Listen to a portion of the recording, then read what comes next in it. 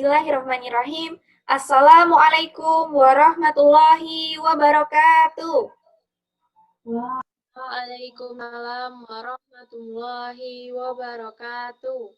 Suara Ibu Guru terdengar ya? Terdengar, Bu. Alhamdulillah.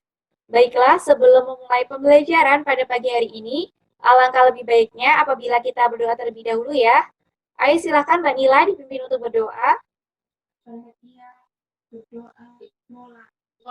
Bismillahirrahmanirrahim.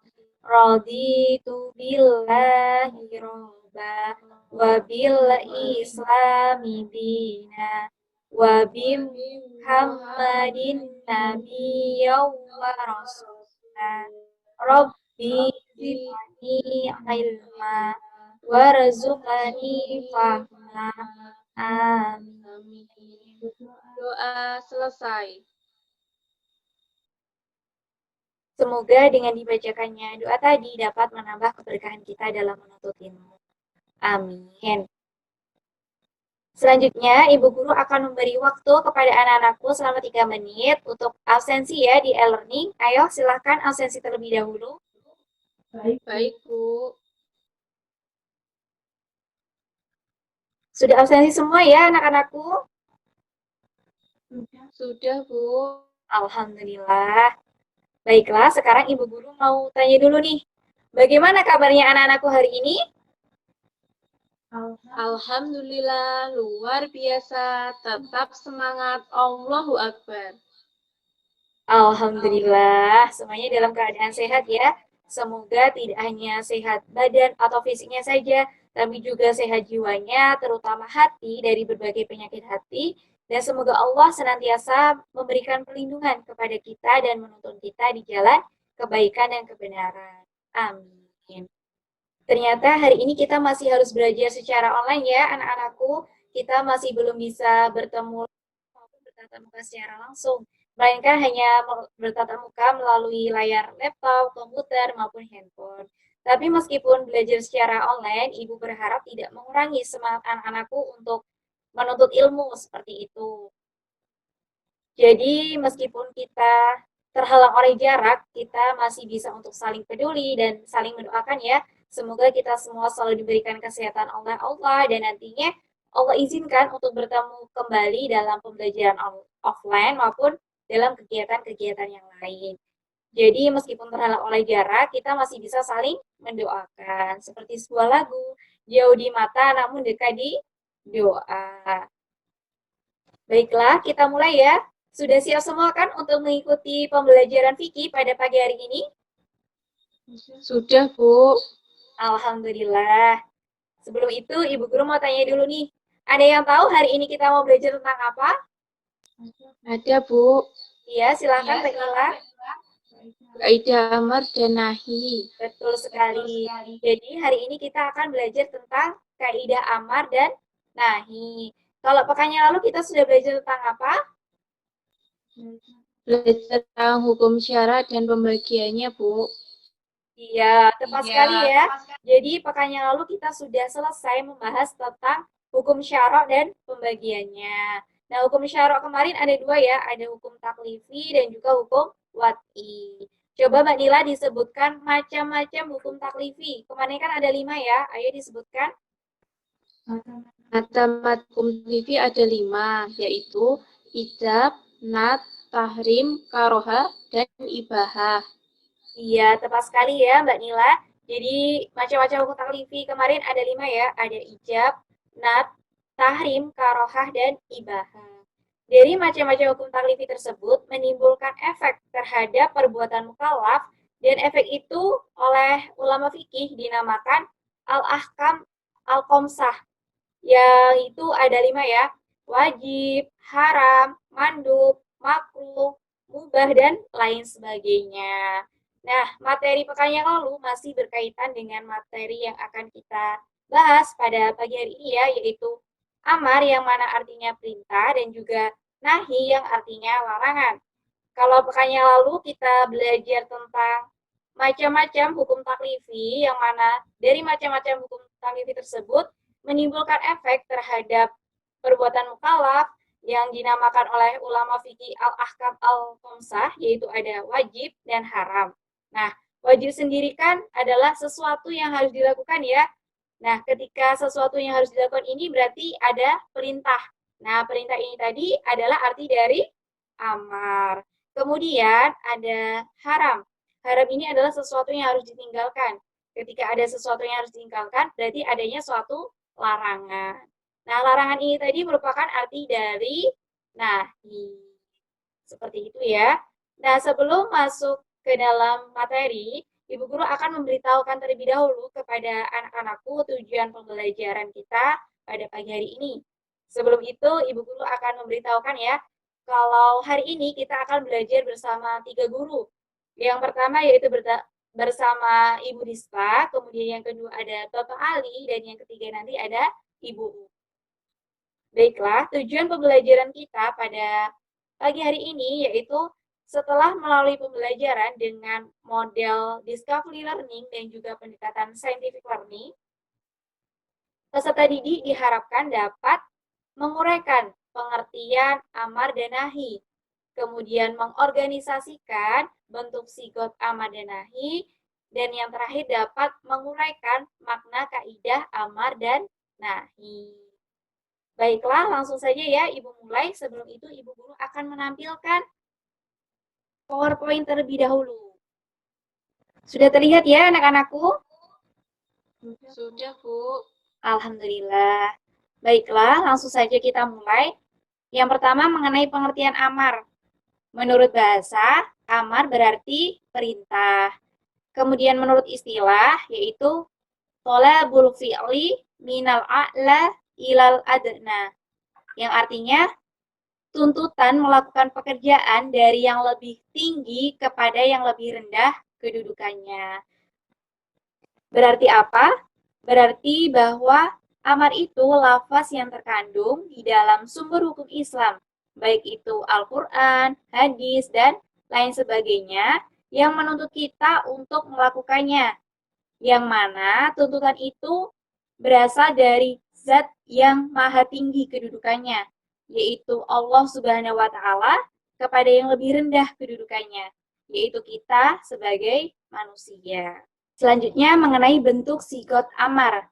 Sigot itu apa, Mbak Nila? Lafaz, Bu.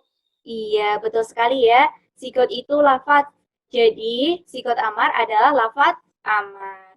Bentuk sigot amar ada 6 ya. Ada fi'il amar, fi'il mudhari didahului huruf lam amar, kemudian ada isim fi'il amar, ada masdar pengganti fi'il, kalam khobar, dan lafaz-lafaz yang bermakna perintah. Bentuk sigot amar yang pertama ada fi'il amar ya. Fi'il amar berarti kata kerja bentuk perintah. Dapat kita temukan dalam Al-Quran surat Al-Baqarah ayat 43, sebagaimana yang Ibu Guru tampilkan ya di dalam slide yang berbunyi wa aqimus sholata wa atuz zakata warka'u ma'ar raki'in. Artinya, dan dirikanlah sholat, tunaikanlah zakat, dan rukuklah berserta orang-orang yang ruku. Tulisan yang berwarna biru dan bergaris bawah itu merupakan fi'il amar ya anak-anakku. Ada akimu yang berarti dirikanlah, kemudian atu yang berarti naikkanlah, dan juga ada irka'u yang artinya rukuklah.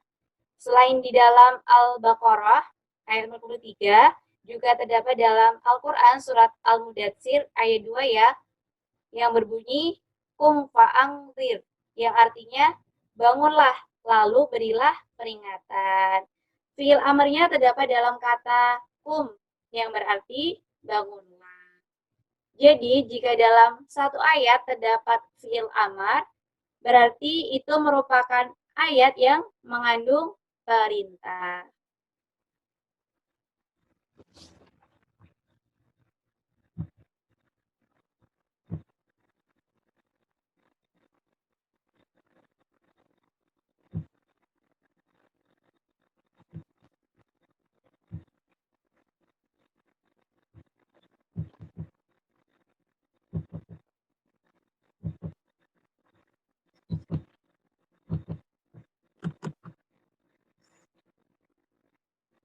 Bentuk sigot amar yang kedua yaitu fi'il mudhari didahului huruf lam amar.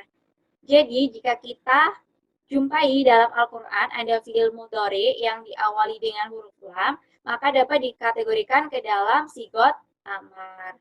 Salah satu contohnya terdapat dalam Al-Quran surat Al-Imran ayat 104 yang berbunyi wal takum minkum ummatun yad'una illal khairi wa ya'muruna bil ma'rufi wa yanhauna 'anil munkar wa ulaika humul muflihun. Yang artinya, dan hendaklah ada di antara kamu segolongan umat yang menyuruh kepada kebajikan, menyuruh kepada yang ma'ruf, dan mencegah dari yang mungkar. Merekalah orang-orang yang beruntung. Nah, fi'il mudhari yang didahului huruf lam amar ada dalam kata wal takun, yang artinya hendaklah. Selanjutnya, yang ketiga ada isim fi'il amar. Berarti bahwa fi'il amar yang berkedudukan sebagai isim. Dapat dilihat dalam Al-Quran surat Al-Ma'idah ayat 105 ya, anak-anakku, yang berbunyi ya ayyuhalladzina amanu alaikum anfusakum la yadurukum man dhalla idza tadaitum ilallahi marji'ukum jami'an fayunabbi'ukum bima kuntum ta'malun. Artinya, hai orang-orang yang beriman, jagalah dirimu. Tiadalah orang yang sesat itu akan memberi mudarat kepadamu apabila kamu telah mendapat petunjuk. Hanya kepada Allah kamu kembali semuanya, maka Dia akan menerangkan kepadamu apa yang telah kamu kerjakan. Fi'il amar yang berkedudukan sebagai isim terdapat dalam kata alaikum yang artinya jagalah. Bentuk sigot amar yang keempat ada masdar pengganti fi'il. Ini merupakan masdar yang kedudukannya menggantikan fi'il sehingga dapat diterjemahkan sebagai fi'il amar. Dapat kita jumpai dalam Al-Quran surat Al-Isra ayat 23 yang berbunyi wa qadha rabbuka alla ta'budu illa iyyahu wa bil walidaini ihsana. Yang artinya, dan Tuhanmu telah memerintahkan supaya kamu jangan menyembah selain Dia, dan hendaklah kamu berbuat baik pada ibu bapakmu dengan sebaik-baiknya. Nah, masdar pengganti fi'il ini terdapat dalam kata ihsana, yang artinya hendaklah kamu berbuat baik. Selanjutnya, sigot amar yang kelima ada kalam khobar. Khobar itu apa, Mbak Nila? Kabar, Bu. Iya, kabar atau berita ya. Jadi kalam khobar ini adalah kabar atau berita yang mengandung perintah. Dapat kita jumpai dalam Quran surat Al-Baqarah ayat 228 ya, yang berbunyi wal muttalaqatu yatarabbasna bi anfusihinna thalathata qurru. Artinya, wanita-wanita yang ditalak hendaklah menahan diri menunggu 3 kali kurun. Nah, ayat tersebut merupakan kabar atau berita yang di dalamnya mengandung sebuah perintah. Bentuk sigot amar yang terakhir yaitu lafaz-lafaz yang mengandung perintah. Jadi, jika ditemukan ayat di mana di dalam ayat tersebut terdapat lafaz yang mengandung perintah seperti kutiba, faradha, amara, maka dapat diartikan bahwasanya ayat itu menyuruh kita atau mengandung sebuah perintah. Ini dapat kita temukan di dalam Quran surat Al-Baqarah ayat 183 ya, yang berbunyi ya ayyuhalladzina amanu kutiba alaikumus siyamu kama kutiba alal ladzina min qablikum la'allakum tattaqun. Yang artinya, hai orang-orang yang beriman, diwajibkan atas kamu berpuasa sebagaimana diwajibkan atas orang-orang sebelum kamu agar kamu bertakwa. Di sini terdapat lafaz yang mengandung perintah ya, yaitu kata kutiba. Ada 2 ya, yang pertama itu perintah untuk berpuasa, kemudian yang kedua perintah untuk bertakwa. Ibu rasa cukup sekian ya yang Ibu Guru sampaikan. Untuk materi selanjutnya akan disampaikan oleh Bapak Ali dan juga Ibu Guru. Mohon maaf atas segala kesalahan dan kekurangan. Sekian dan terima kasih. Wassalamualaikum warahmatullahi wabarakatuh. Waalaikumsalam warahmatullahi wabarakatuh. Assalamualaikum warahmatullahi wabarakatuh. Waalaikumsalam warahmatullahi Anak-anak masih semangat? wabarakatuh. Semoga anak-anak masih semangat sampai akhir pelajaran nanti. Saya akan melanjutkan penjelasan dari Ibu Rista mengenai amar dan nahi. Saya akan menjelaskan tentang pengertian dari nahi. Nahi menurut bahasa berarti larangan. Menurut istilah adalah suatu lafaz yang digunakan untuk meninggalkan suatu perbuatan, sedangkan menurut usul fikih adalah lafaz yang menyuruh kita untuk meninggalkan suatu pekerjaan yang diperintahkan oleh yang lebih tinggi dari kita. Nah, yang dimaksud yang lebih tinggi dari kita kedudukannya itu dalam hal ini yaitu Allah Subhanahu wa taala. Dan yang lebih rendah adalah manusia sebagai mukallaf. Jadi nahi itu adalah larangan Allah Subhanahu wa taala yang harus ditinggalkan oleh mukallaf. Larangan-larangan Allah itu terdapat dalam Al-Qur'an dan hadis. Yang selanjutnya adalah bentuk sigot nahi atau lafadz dari nahi. Dalam bahasa Arab, bentuk sigot nahi banyak macamnya, diantaranya sebagai berikut.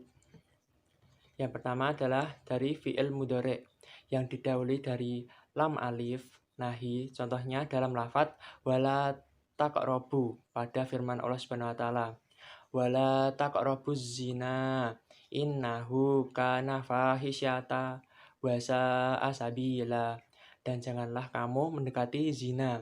Sesungguhnya zina itu adalah suatu perbuatan yang keji dan suatu jalan yang buruk.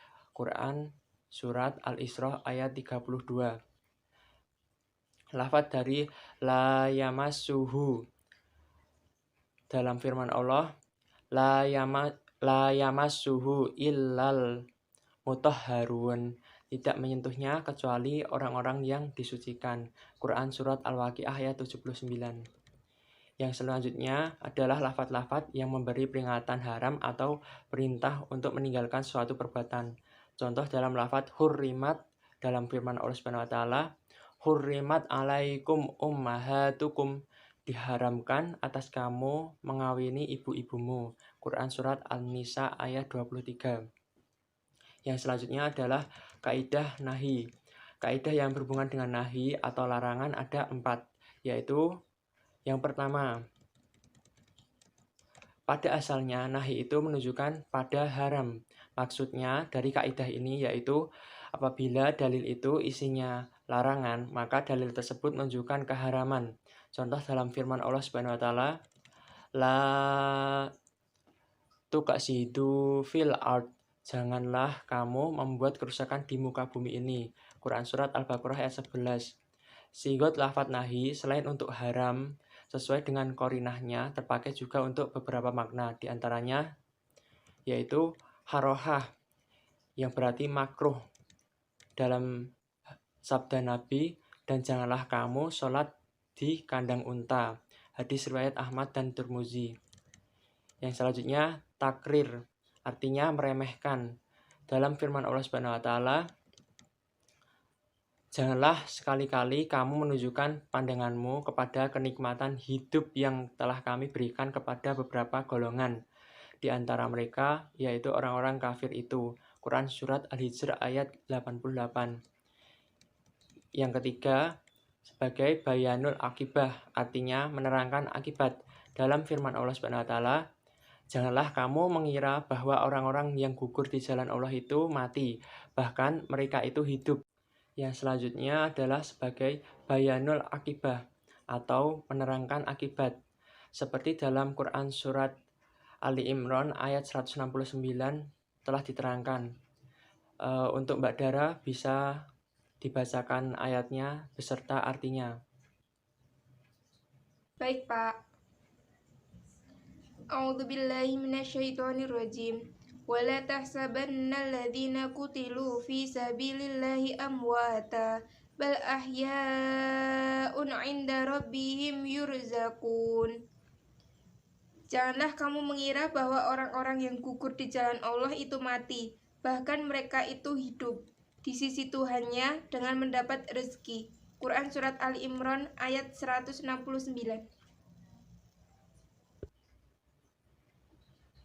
Terima kasih untuk Mbak Dara yang telah membacakan ayat dan artinya.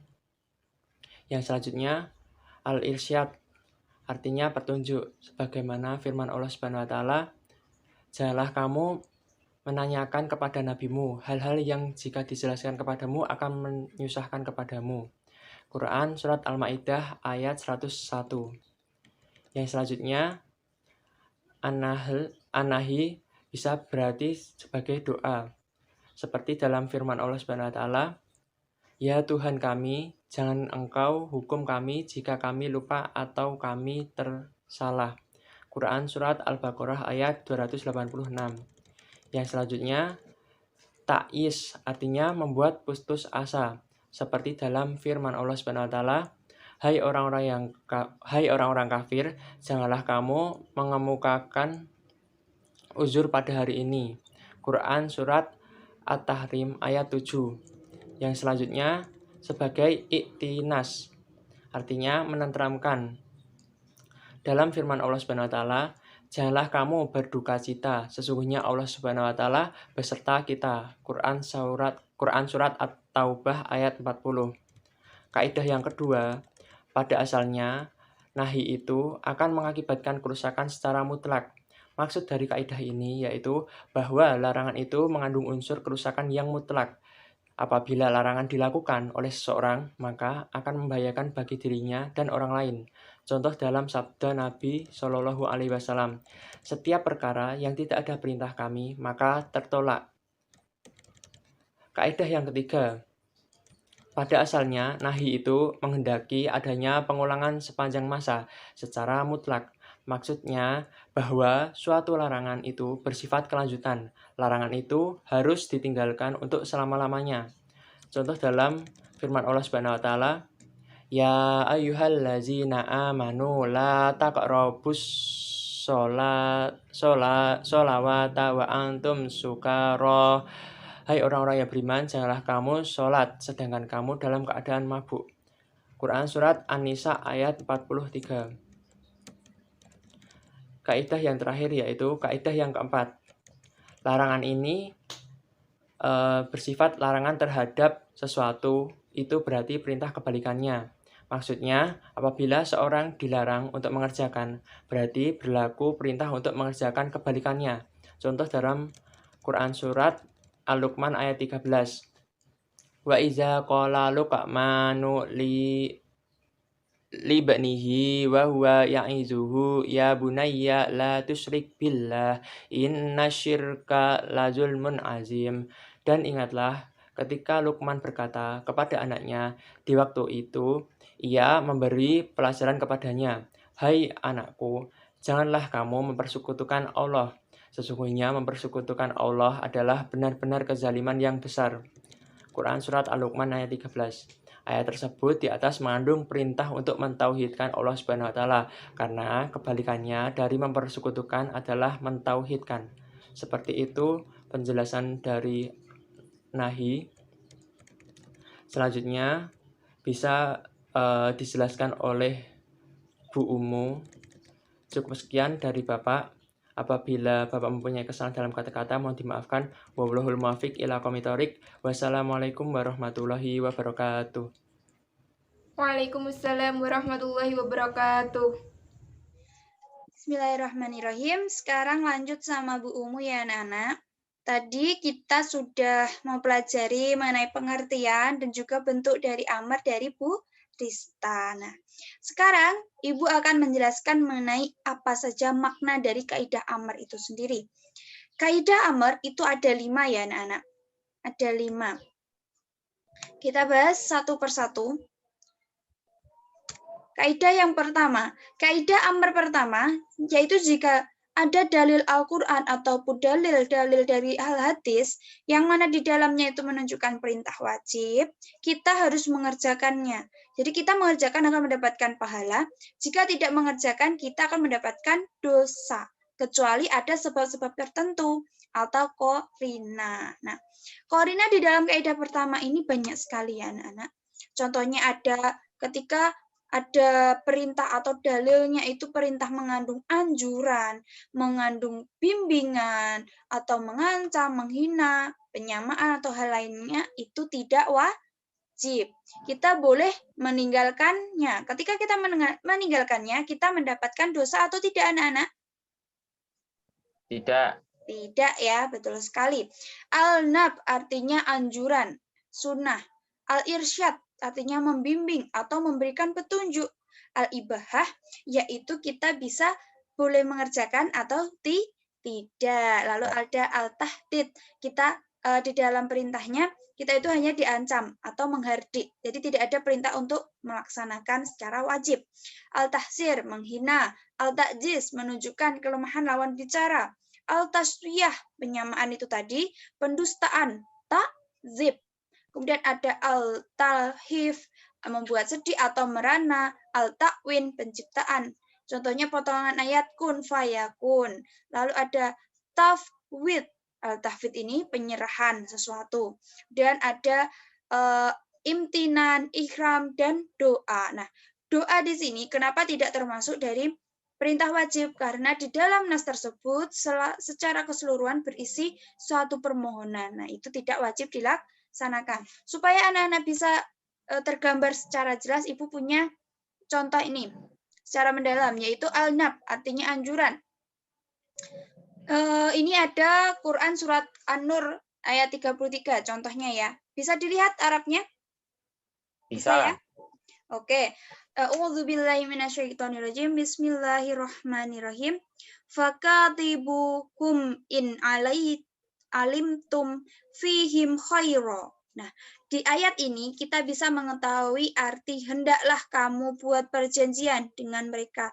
Jika kamu mengetahui ada kebaikan pada mereka, lakukan. Nah, ini ada perintah hendaklah, tapi diikuti dengan suatu sebab, maka ini tidak wajib. Al-irsyad ada di dalam Quran surat Al-Baqarah, yaitu ya ayyuhalladzina amanu idza tadayantum bidainin ila ajalim musamma fa'tubuh.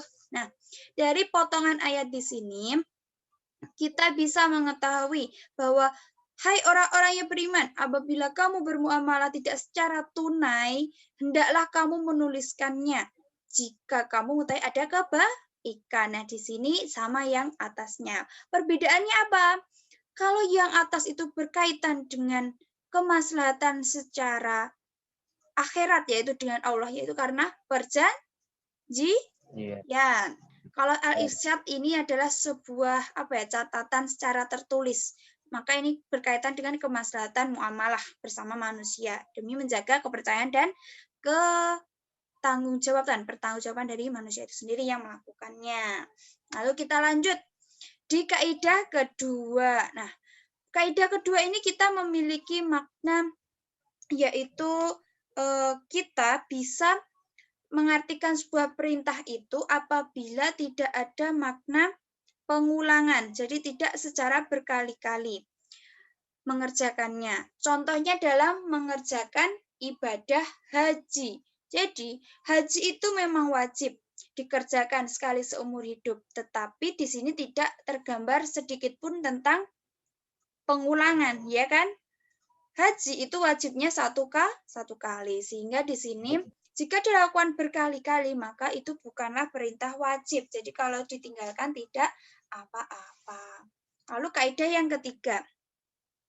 Kaidah yang ketiga yaitu sebuah perintah pada dasarnya tidak menunjukkan suatu kesegeraan. Maksud dari kaidah ketiga ini adalah sesungguhnya perintah akan sesuatu tidak harus segera dilakukan. Sebab melaksanakan perintah itu tidak terletak pada kesegeraannya, tetapi berdasarkan kesempurnaan, kesiapan, dan juga tidak dilihat dari pengkhususan waktu pelaksanaannya. Contohnya apa tadi? Apa Mas Amar? Ibadah haji. Ibadah haji itu tidak harus segera dilaksanakan, namun menunggu kemampuan dan juga kesanggupan seseorang untuk melaksanakannya.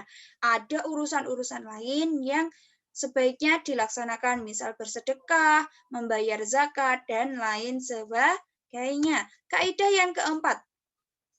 Kaidah keempat, perintah ini adalah perintah terhadap suatu perbuatan. Suatu perintah juga terhadap perantaranya atau wasilahnya. Maksud dari makna kaidah ini adalah bahwa hukum perantara, suatu yang diperintahkan berarti juga sama hukumnya. Contohnya adalah seseorang diperintahkan melaksanakan sholat. Jadi, di sini dalam melaksanakan sholat itu ada suatu perantara. Apa saja perantaranya? Seperti wudu, menutup aurat. Nah, ini sama halnya juga wajib. Lalu, makna kaidah yang terakhir, yaitu perintah sesudah larangan, yang mana diperbolehkan mengerjakan kebalikannya.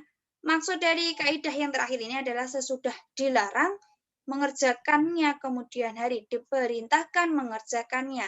Berarti pekerjaan tersebut boleh dikerjakan. Ada kasusnya. Dulu pada zaman Rasulullah SAW, ziarah kubur itu tidak diperbolehkan. Namun karena adanya suatu perintah, maka ziarah kubur itu boleh dilakukan. Yang mana artinya mubah. Jadi kita boleh berziarah kubur demi untuk manusia itu bisa mengingat, yaitu kita itu akan mati. Kita akan mendapatkan suatu amal perbuatan yang mana harus ditanggungjawabkan. Dosa-dosa kita harus dipertanggungjawabkan. Seperti itu ya. Apakah ada yang ditanyakan anak-anak dari makna kaidah? Tidak, Bu. Tidak. Oke, lanjut. Kita akan berdiskusi. Dipersiapkan alat tulisnya, ini mandiri aja. Siap anak-anak? Siap. Siap. Oke, bentar ya, Ibu cari charger laptop dulu. Baterainya mau habis.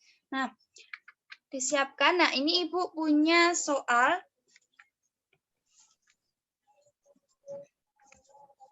Nah, ini dipahami ya. Jadi, kalian pelajari lagi tentang kaidah amar secara sungguh-sungguh dulu, dibaca, dipahami benar-benar. Kalau ada yang ditanyakan, bisa ditanyakan ke Bu Guru. Kemudian dirangkum, lalu dianalisis. Tentukan kaidah itu sendiri di dalam suatu nas. Kalian tentukan hukumnya, kemudian presentasikan ke depan. Paham maksudnya? Jadi kalian mencari nas di Al-Quran.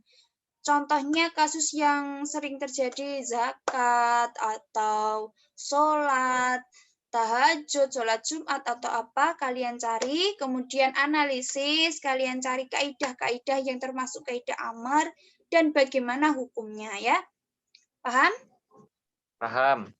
Oke, yuk, Ibu kasih waktu 5 menit ya, cukup ya? Oke, yuk dikerjakan individu. Bisa kalian cari informasi di internet, buku paket, buku pelajaran yang lainnya yang kalian punya.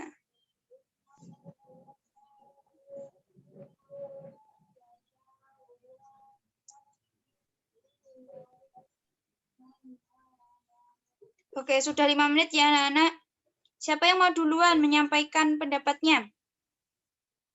Saya. Oke, siapa ini? Mas Amar. Monggo. Kasusnya Al-Quran. apa itu? Kamu pilih kasus apa? Kasus sholat. Oke, monggo.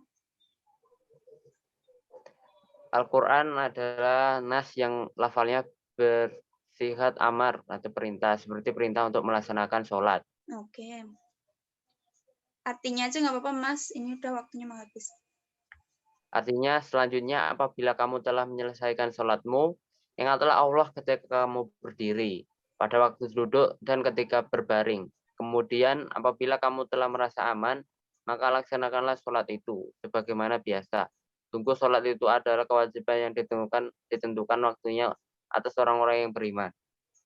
Kemudian pertanyaannya, apakah hukum melakukan sholat, haruskah itu dilaksanakan wajib atau dianjurkan? Nah, untuk menjawab itu, maka kami menemukan hukum yang terkandung dalam perintah sholat, kata-katanya bersikap amar. Oke.